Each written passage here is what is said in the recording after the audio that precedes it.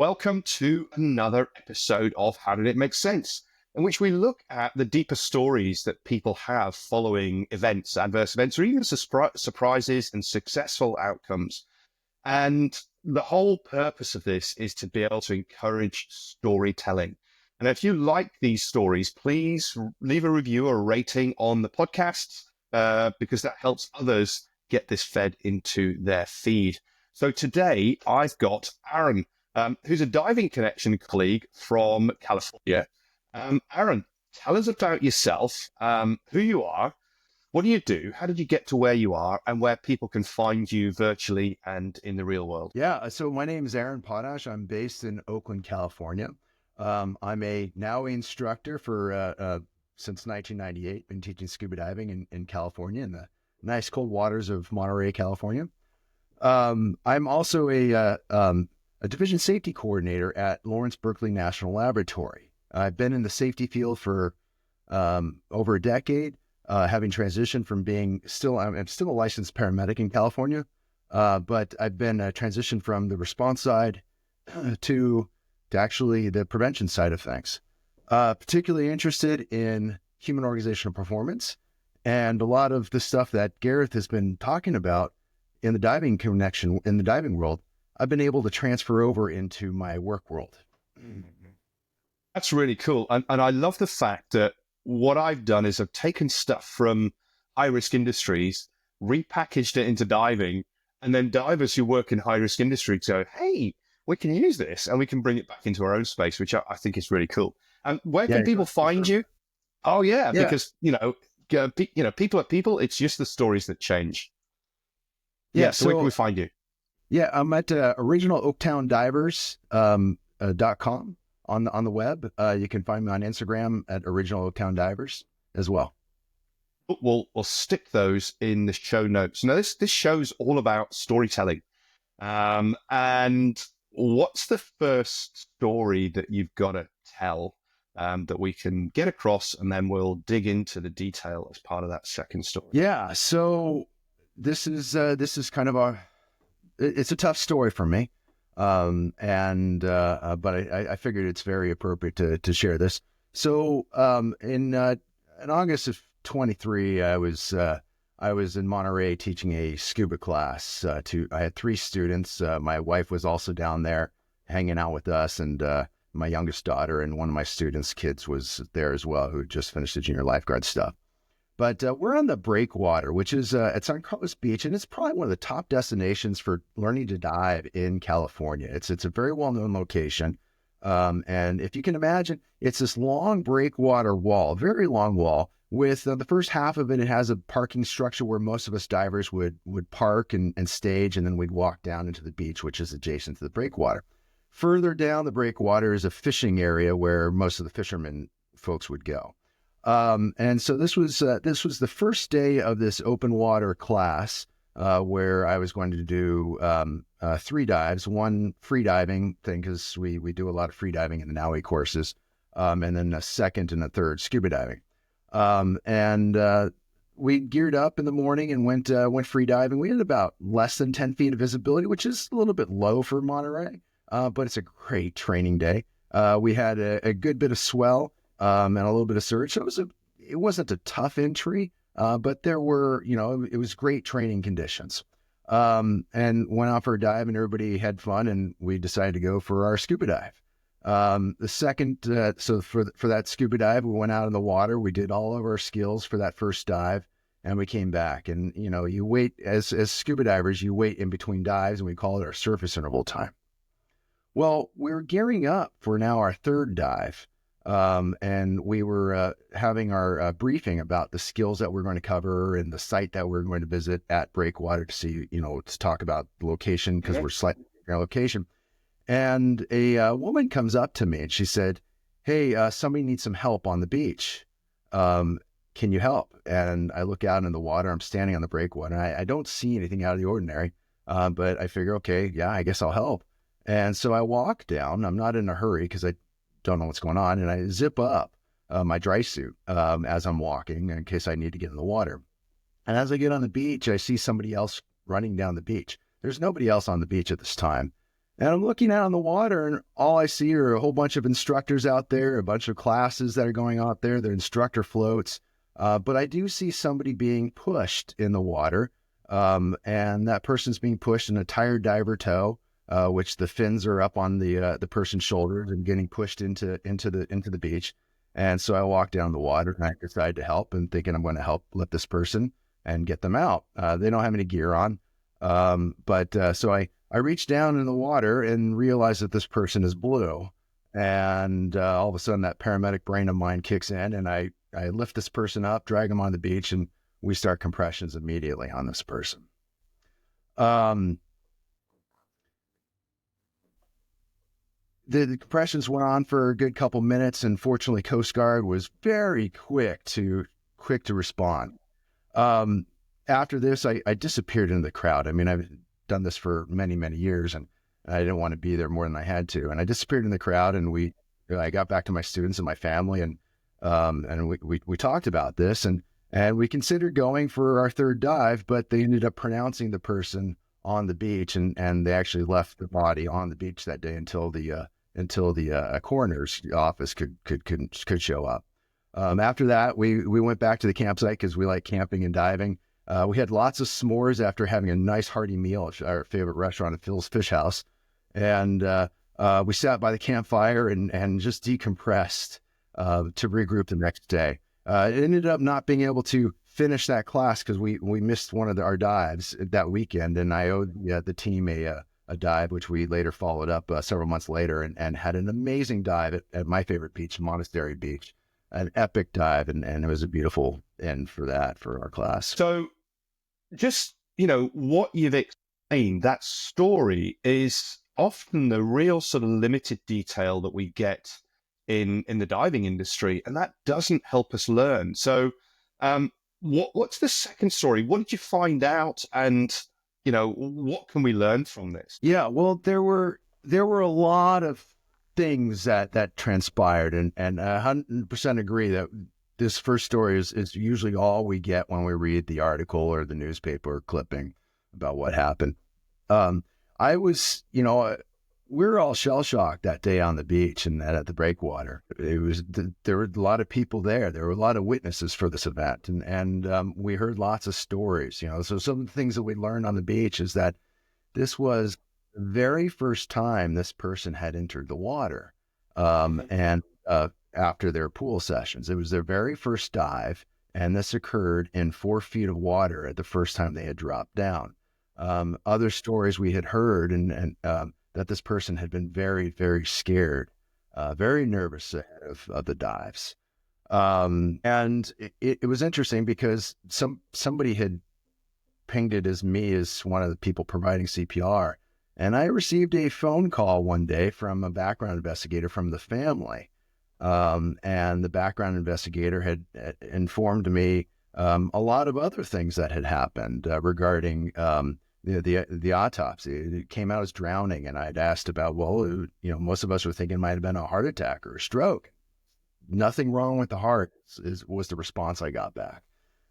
And then there was more information that was provided by the investigator. It said that on the swim out, the person had been coughing and hacking. And I was asked, is it common that a diver could be choking or choking on water as they were swimming out? And that immediately brought to mind, wow, this is kind of sounding a lot like an immersion pulmonary edema type of thing. My first thought just there as well, actually. We don't normally talk about immersion pulmonary edema, and the only reason I knew about it is because I read about a diving fatality that happened in the UK in a quarry a couple years prior. But that's never been part of my training or anything else like that.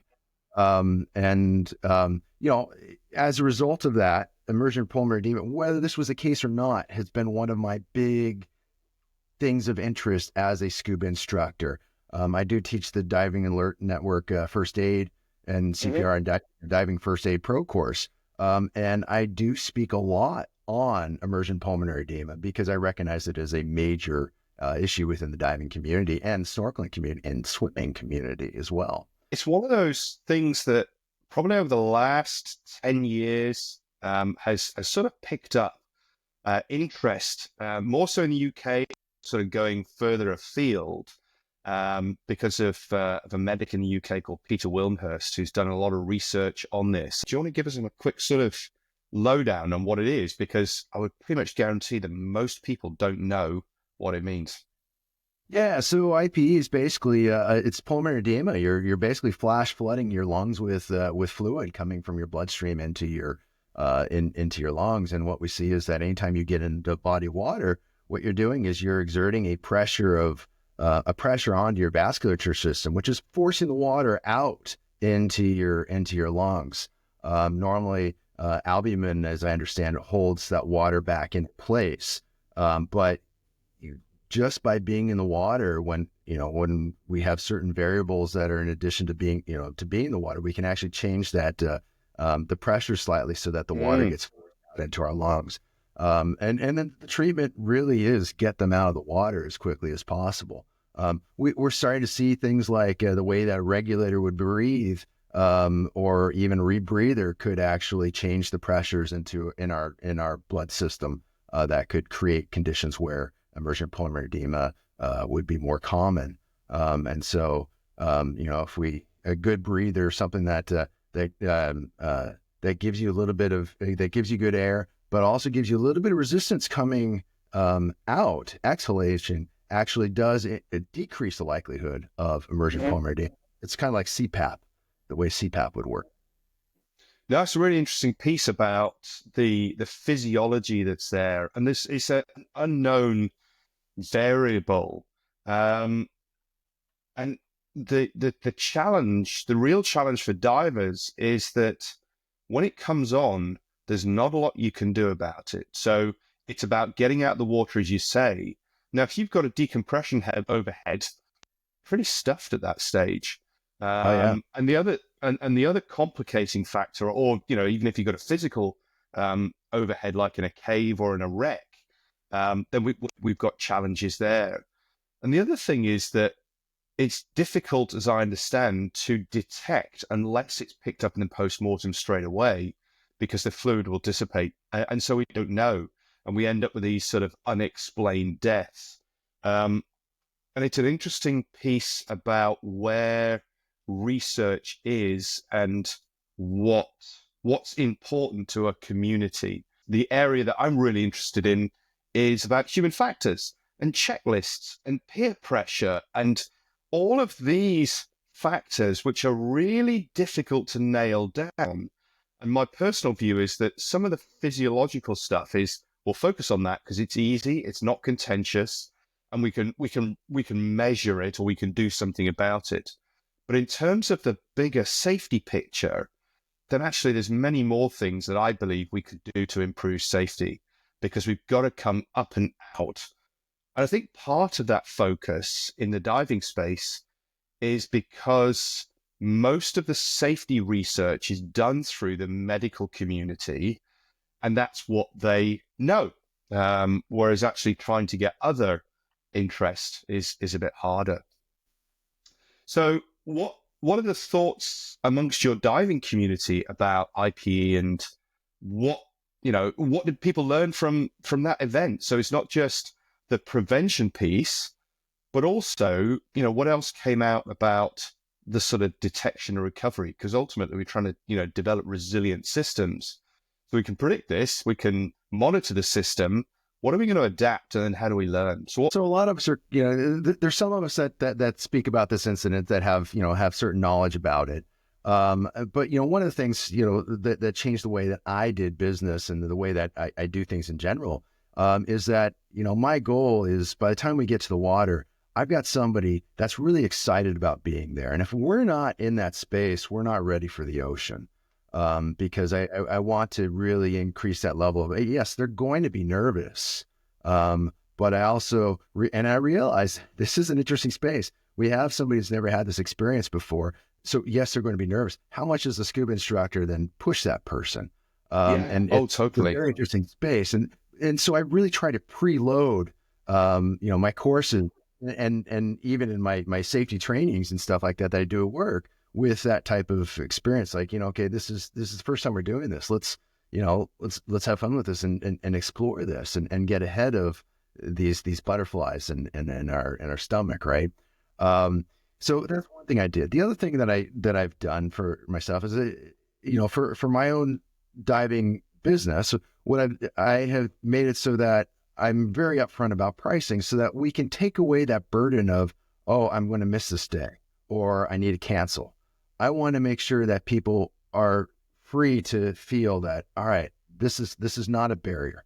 And if you read reviews and stuff like that, people talk about my flexibility, because I need that to be present, because I need a diver to understand I'm just not feeling this. And we talk about thumbing a dive, but that's a really hard thing to do when you got all that pressure. And so I realized that, and I really try to front load it with this is all right. Yeah, And so one of the ways I did that was actually with the pricing structure. But there's so much within this, in this event. One of the reasons we go to breakwater is because as scuba instructors, we talk about that we have all of this help that's available for us. We have the Coast Guard right there. We have Monterey Fire, which is really close by. We have all these dive instructors. We have all these people on the beach. But when this incident happened, it was a popular day out there. And this person was being swum in past all of these scuba students and scuba classes. It was silent. Now, this is from my perspective, of course, right? I didn't see anybody else on the beach. It was me and this other person. And granted, maybe I'm in that frame of mind of this is the world, and everything's kind of collapsing amongst it. But it happened. This event happened in silence, from what I could tell. And when I started looking at that, I realized, wait a minute, we talk about all these rescue classes and help. And in fact, we say in rescue class, instead of saying pizza. Yeah.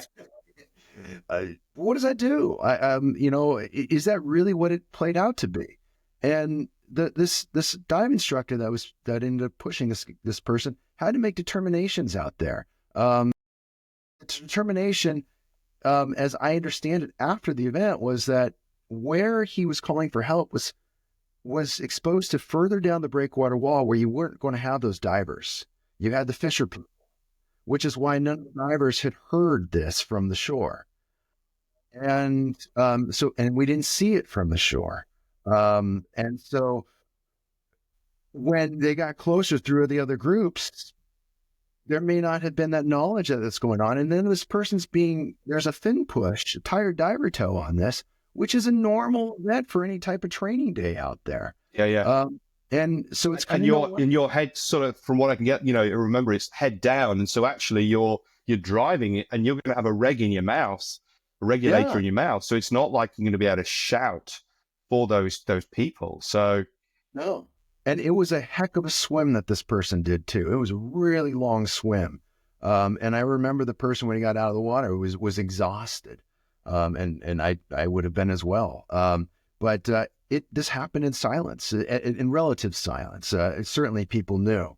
And obviously somebody had alerted me to this issue as well. Yeah. How much of that is about fear of litigation and bystander effect?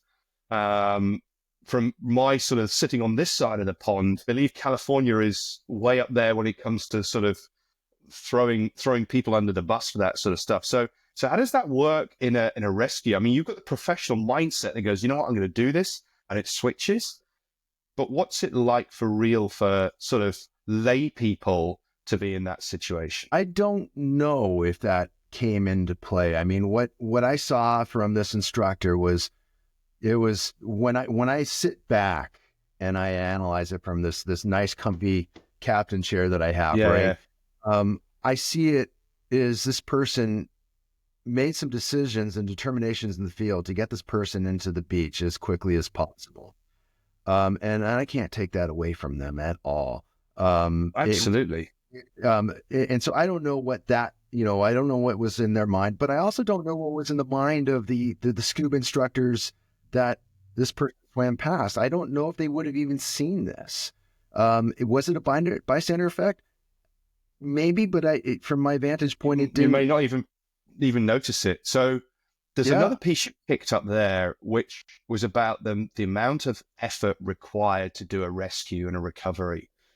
So a number of years ago in the UK, there were two instructors, and I don't know whether or not you've seen this video. So there's Mark Powell and Tim Clements, both UK-based technical instructors, and they decided to do a training serial where they rescued somebody from about 20 meters, so about 70 feet down.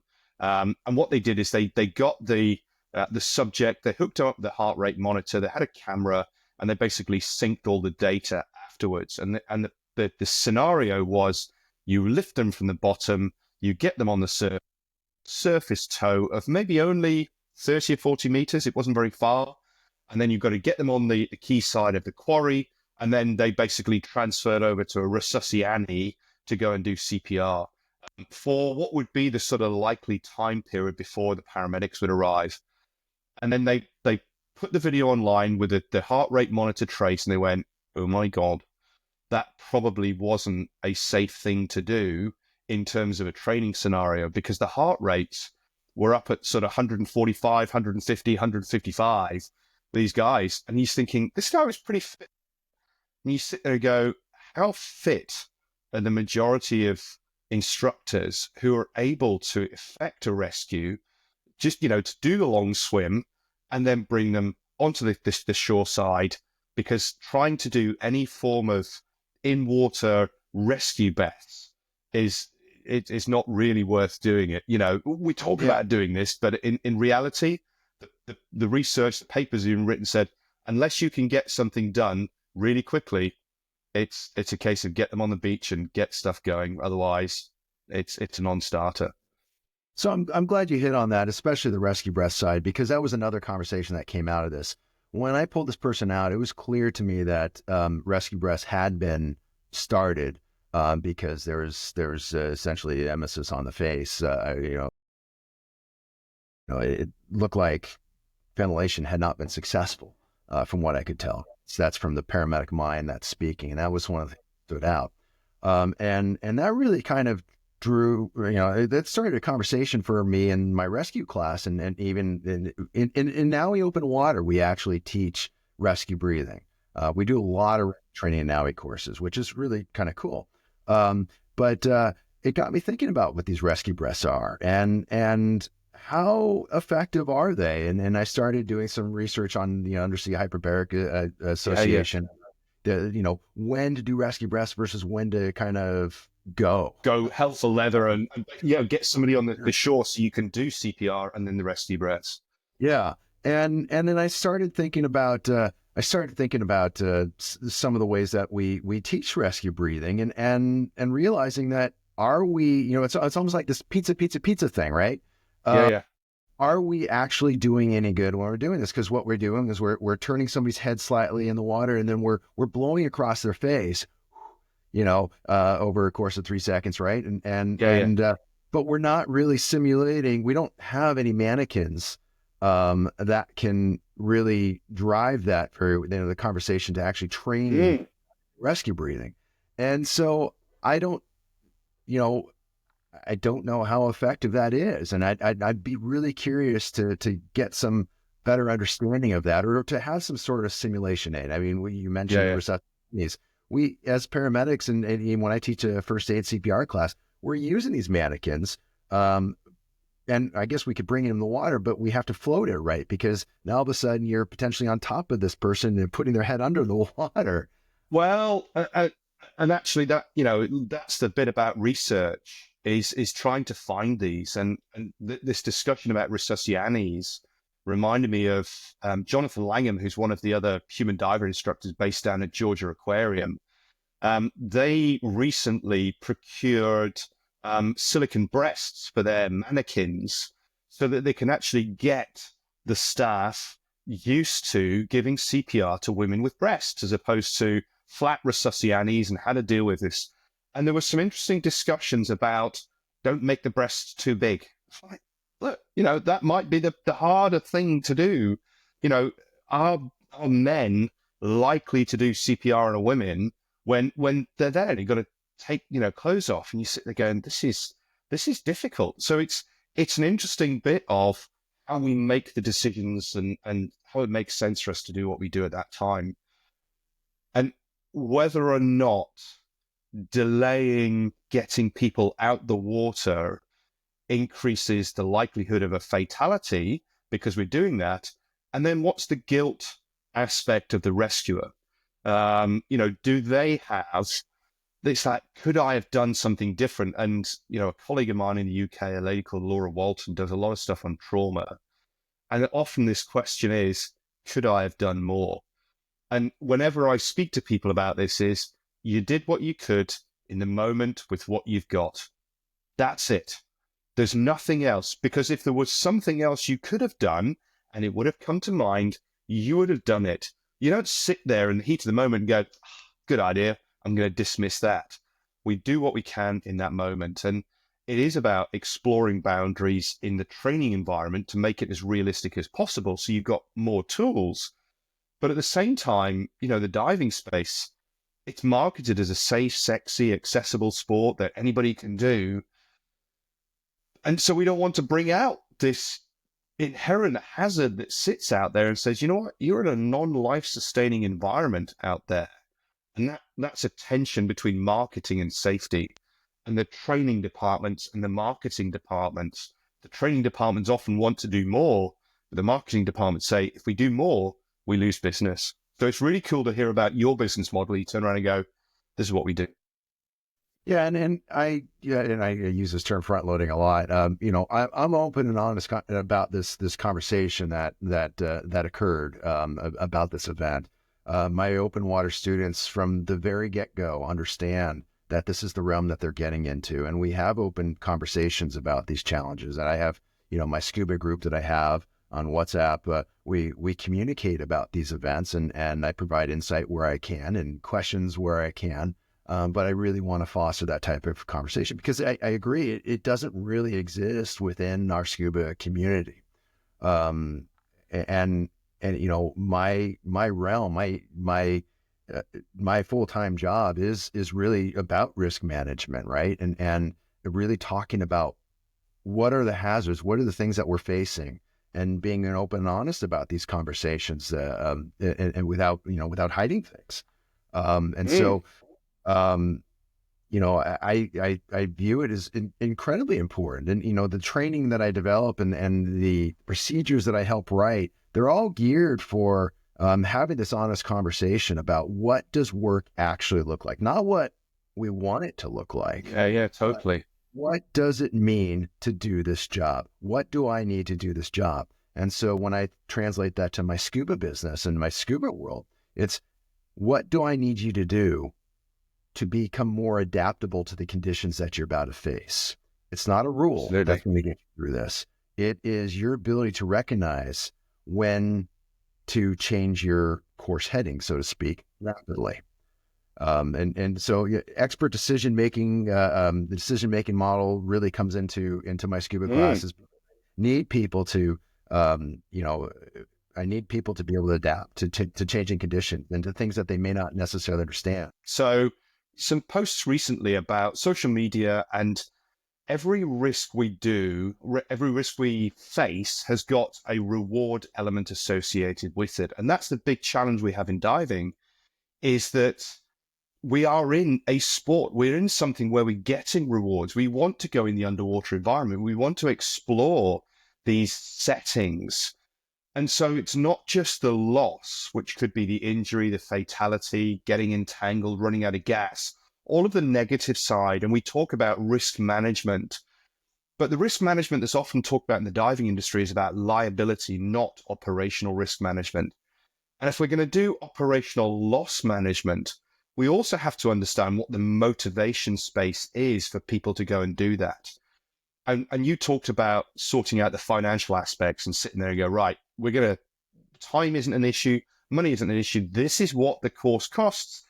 This is how long it will take. And we've got some extra bits that are there, because those are drivers for error producing conditions where we might be running out of money. We might run out of time. We've got a holiday booked. We've got to get this stuff done. Can't you just give me the card? So the risk element of what we're dealing with is we have to look at the positive sides of that. So what do you do as a diving instructor and a hot practitioner to look at the positive side of behaviors that might shape wrong outcomes or bad outcomes?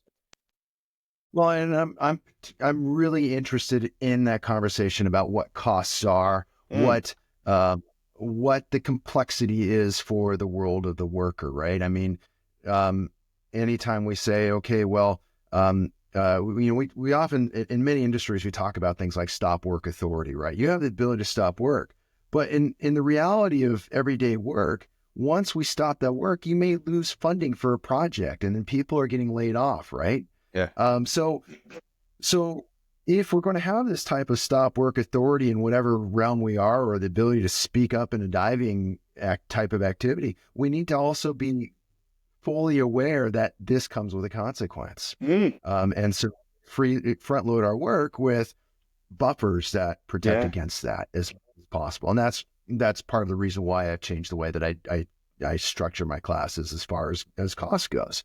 And in the diving industry, where it seems to be cheaper, faster, and quote unquote better. yeah, Everybody, I'm competing with a lot of shops and a lot of other organizations that, they put out Groupons or, discounts for scuba classes. And I can't compete at that level. Because time is something that's important to me. I have a family and I do have a full-time job, and I enjoy every part of life, right? yeah, totally. And I love teaching scuba, but I can't do that for free. And so I do want to, I do need to ensure that I'm able to recover some Mhm. costs, but I also want to ensure that that's completely conveyed to the people that I'm working with, so that they can then they can feel better about Mm, extending out their hours. So really realizing in any type of activity that we're doing, that the costs associated with something, that the time exposure is a big factor in the way we do safety. And however we can get that conveyed in a course, I think is very important. And in work in general. And I think one of the big challenges as well, as in the same in the corporate space, is those who are decision makers, policy writers, budget approvers, often are really separated from the messiness of work. So you go and speak to the training agencies and they go, this is how it works. And you go, when was the last time you actually saw what was going on, what you really saw, as opposed to the world smells of fresh paint? As you know, Right. when an audit happens, it's all as it's supposed to be. But actually understanding the pressures that diving instructors have got, DMs have got, shops have got, or in the case of the workspace, is what those frontline operators, frontline supervisors have got to balance and trade to manage that as best they can. And often the absence of an adverse event is the inference that it's safe because everything is going well. But we've got no idea how much of the margin is being eroded. Oh, 100%. And one of the things that I really strive for is empathy. I know there's been a lot of talk recently about empathy, but I think empathy is one of our, when we can develop the ability to ethic, it's one of our strongest skills, because it puts you in the frame of the people that are doing the work, or of the dive instructor, or the dive shop, or of the scuba student, and allows you to understand things from their context and the challenges. And that's really, we try to build trust in any of these courses or any of the things that I do, but really part of what I'm going for is empathy, to really understand the world of the people that I'm working with. Right, the final bit was, what's your big takeaway from diving that you've managed to apply into your workspace? Big takeaway for me. One of the things that is my son went to college this year. He's a freshman, and I told him if he can help me with my classes and my scuba business, then he can get more money for college. And he finally contributed, and he's now my video person. Cool. He's made one good video on expert decision making. And really, I think what it comes down to is how do we increase the level of the ability to be better decision makers. And I use this type of concept in both scuba diving and in my work world as well. And one of the things that I really talk about to all my students and not to all the people I work with is our training, right? And it's so much more than just training people to follow the rule or follow the requirement or compliance based. What I'm really going for is how do we create more realistic training, more More real simulation, patterns to match again, so that more yeah, real patterns. Yes, because that is what helps us navigate the volatile, uncertain, complex, and ambiguous world of work and yeah. scuba diving. Oh, absolutely, absolutely. And it's that piece of, if we don't have things going wrong and people are allegedly following the rules, then the rules must be what's keeping people safe. But actually, it's not. It's their expertise, their competence, their pattern matching that's going on. There's a bit of luck involved, absolutely. But when you've got lots of experience, you can share those stories. And that's really what this podcast is about, is getting those context-rich stories out there to get people to think differently about an event. And the fact that we're talking about diving and, high-risk industries in the same conversation is because we have people who are dealing with, as you said, the VUCA world that's there, that it's not linear, it's not simple, it doesn't have simple cause and effect. We have to learn from those things. So, great conversation, Aaron. What would be your sort of book, article, video that you would recommend other people read or consume that sort of influenced your view of the world? Something old, something more recent? Yeah, so you happen to have had this person on recently. Jesse Singer's book, There Are No Accidents, was groundbreaking, earth-shattering, and I don't want to use the term manifesto, but I'm going to use it. It really described what many of us are trying to do, both in the diving world and in the high risk industry and research and development and complex industry world in terms of safety, and describe the system is there and how do people have to navigate that system. And when we put the focus on the person to navigate it, we're going to have problems and challenges that arise and unexpected outcomes or unwanted outcomes. Yeah. And that the focus is that the system is the thing that needs to be looked at. And Jesse Singer's work was amazing in this, and I highly recommend that book. And I'd say that for anybody in the safety industry or scuba industry, I think it's a phenomenal book. I totally agree. And I think one of the hardest bits about it is you sit there and you might feel absolutely helpless when you read this and you realize the enormity of the problem. But at the same Yes. time, I've started the movement in the diving space of trying to bring human factors in. A friend of mine who you might know, Guy Shockey, he's one of the instructors. He said, every rainstorm starts with a single raindrop. And for those who don't get it in the States, is every blizzard starts with a snowflake. And it's that bit of, actually, if we get that change, then we can start to create things. But we've got to recognize that what we're doing at the moment only gets you so far. We have to look up and out. And that's really hard because a lot of the time it's outside of our control. It might be in our influence, but it's certainly in our interest in what we're trying to do. So, Aaron, thank you very much for your time, and I hope to catch up with you soon.